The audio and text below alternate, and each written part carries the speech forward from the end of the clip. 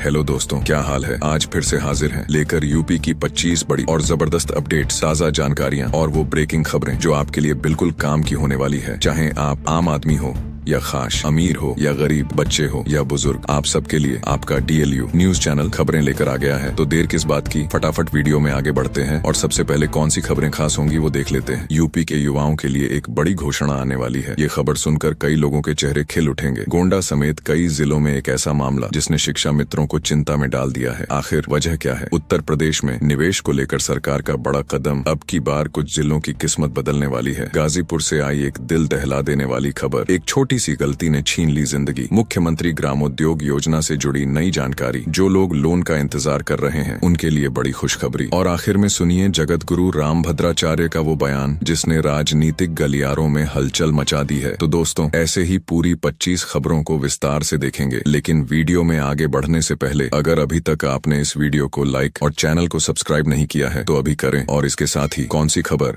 आपके जिले या राज्य से जुड़ी थी ये हमें कमेंट में जरूर बताइए। तो चलिए शुरू करते हैं पहली खबर से। चलिए सबसे पहले बात करते हैं रोजगार की। देखिए अगला अपडेट, यूपी में शिक्षकों के लिए बड़ा तोहफा। 23,000 TGT PGT प्रिंसिपल पदों पर नई भर्तियां जल्द। उत्तर प्रदेश माध्यमिक शिक्षा सेवा चयन बोर्ड UPSC SSB द्वारा प्रशिक्षित स्नातक शिक्षक, TGT प्रवक्ता, PGT और प्रिंसिपल समेत विभिन्न पदों पर 23,000 से अधिक नई रिक्तियां जल्द ही जारी होने वाली हैं। यह भर्ती प्रक्रिया आगामी सत्र में पूरी होने की उम्मीद है, जिससे लाखों युवाओं को रोजगार मिलेगा। अब रोजगार की बात हो ही रही है तो एक और जरूरी खबर देख लेते हैं जो स्वरोजगार के लिए काम की है। मुख्यमंत्री ग्रामोद्योग रोजगार योजना सहारनपुर में 25 नवंबर तक करें आवेदन, मिलेगा लोन। सहारनपुर समेत पूरे उत्तर प्रदेश में मुख्यमंत्री ग्रामोद्योग रोजगार योजना के तहत 25 नवंबर तक आवेदन स्वीकार किए जा रहे हैं। इस योजना में युवाओं को स्वयं का व्यवसाय शुरू करने के लिए बैंक से लोन मिलता है जो रोजगार को बढ़ावा देगा। और इसी के साथ एजुकेशन सेक्टर से एक और अपडेट देखिए जो सीधे शिक्षकों की चिंता से जुड़ा है। यूपी शिक्षा मित्रों की बढ़ी चिंता। गोंडा समेत कई जिलों में मानदेय भुगतान में देरी। गोंडा समेत कई जिलों में शिक्षा मित्रों के कई महीनों के मानदेय वेतन भुगतान में देरी को लेकर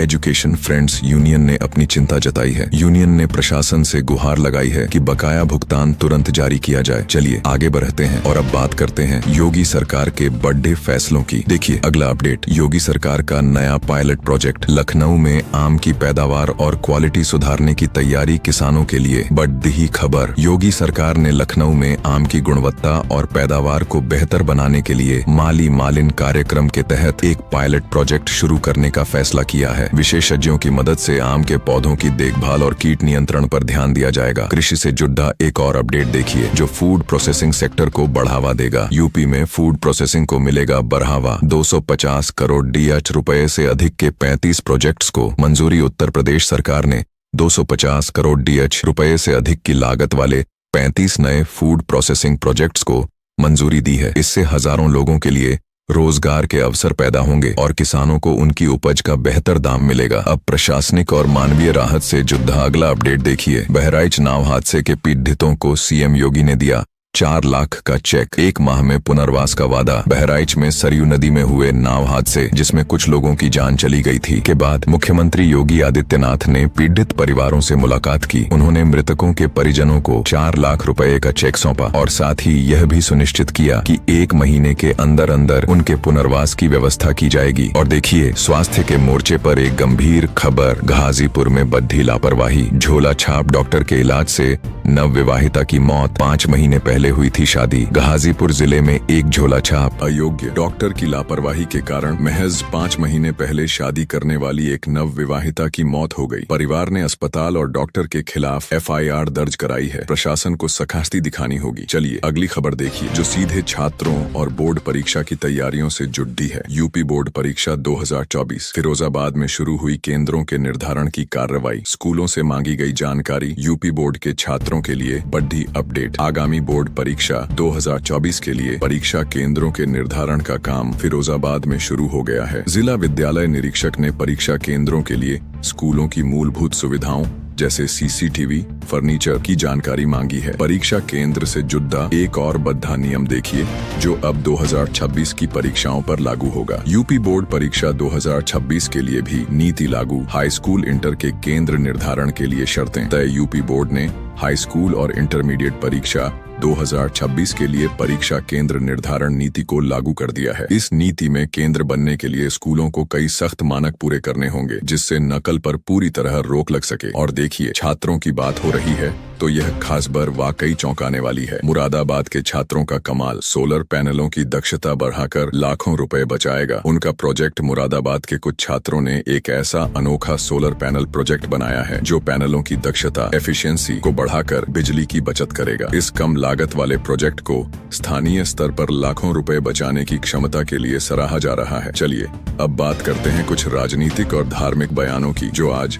खूब चर्चा में रहे। अगला अपडेट देखिए, जगत गुरु रामभद्राचार्य का बद्धा बयान, संसद में 470 हिंदू सांसद होंगे तभी देश बनेगा। हिंदू राष्ट्र जगत गुरु रामभद्राचार्य ने एक बद्धा और सीधा बयान दिया है। उन्होंने कहा है कि केवल 80% हिंदू आबादी होने से नहीं, बल्कि संसद में 470 हिंदू सांसद चुनकर आने पर ही देश को हिंदू राष्ट्र घोषित करने का मार्ग प्रशस्त होगा। और इसी से जुड़ी एक और बड़ी खबर देखिए, प्रशासन की सख्ती को लेकर मुजफ्फरनगर में बद्दी कार्रवाई, सीएम योगी और पीएम मोदी पर आपत्तिजनक टिप्पणी करने वाला रईस गिरफ्तार। मुजफ्फरनगर पुलिस ने सोशल मीडिया पर मुख्यमंत्री योगी आदित्यनाथ और प्रधानमंत्री नरेंद्र मोदी के खिलाफ आपत्तिजनक टिप्पणी करने वाले एक व्यक्ति, जिसका नाम रईस बताया गया है, को गिरफ्तार कर लिया है। अब राजनीतिक आरोप प्रत्यारोप से जुड़ा एक और बद्धा अपडेट देखिए, दयानंद सिंह का स्वामी प्रसाद मौर्य पर पलटवार, सिर्फ हेडलाइन के भूखे सनातन विरोधी बलिया से राजनीतिक गर्मागर्मी का अपडेट देखिए। पूर्व मंत्री दयानंद सिंह ने स्वामी प्रसाद मौर्य पर हमला बोलते हुए उन्हें सस्ती लोकप्रियता हासिल करने वाला बताया। उन्होंने आरोप लगाया कि मौर्य सिर्फ हेडलाइन के भूखे हैं और जानबूझकर सनातन धर्म के खिलाफ बयान देते हैं। चलिए अब रुक करते हैं देश के इंफ्रास्ट्रक्चर और अन्य राज्यों की तरफ। पीएम मोदी का काशी दौरा, देश को मिलेगी 3 नई वंदे भारत एक्सप्रेस ट्रेनों की सौगात। प्रधानमंत्री नरेंद्र मोदी के 2 दिवसीय वाराणसी दौरे के दौरान देश को 3 नई वंदे भारत एक्सप्रेस ट्रेनों की बद्दी सौगात मिलेगी। इनमें से एक ट्रेन लखनऊ से सहारनपुर और दूसरी वाराणसी से खजुराहो के बीच चलेगी, जिससे यूपी का इंफ्रास्ट्रक्चर मजबूत होगा। रेलवे से जुड़ा एक और अपडेट देखिए, जिससे बागपत के यात्रियों को सीधा फायदा होगा। बागपत के लिए बद्दी खबर, रेल मंत्री अश्विनी वैष्णव ने नई दिल्ली सहारनपुर ट्रेन को दिखाई हरी झंडी। बागपत के रेल यात्रियों की वर्षों पुरानी मांग पूरी हुई है। रेल मंत्री अश्विनी वैष्णव ने वीडियो कॉन्फ्रेंसिंग के जरिए नई दिल्ली सहारनपुर रूट पर चलने वाली ट्रेनों को हरी झंडी दिखाई है, जिसका स्टॉपेज बागपत में होगा। अब चलते हैं छत्तीसगढ़। यहाँ पीएम मोदी ने राज्य को दिया बड़ा तोहफा, छत्तीसगढ़ राज्योत्सव। पीएम मोदी ने 14,260 करोड़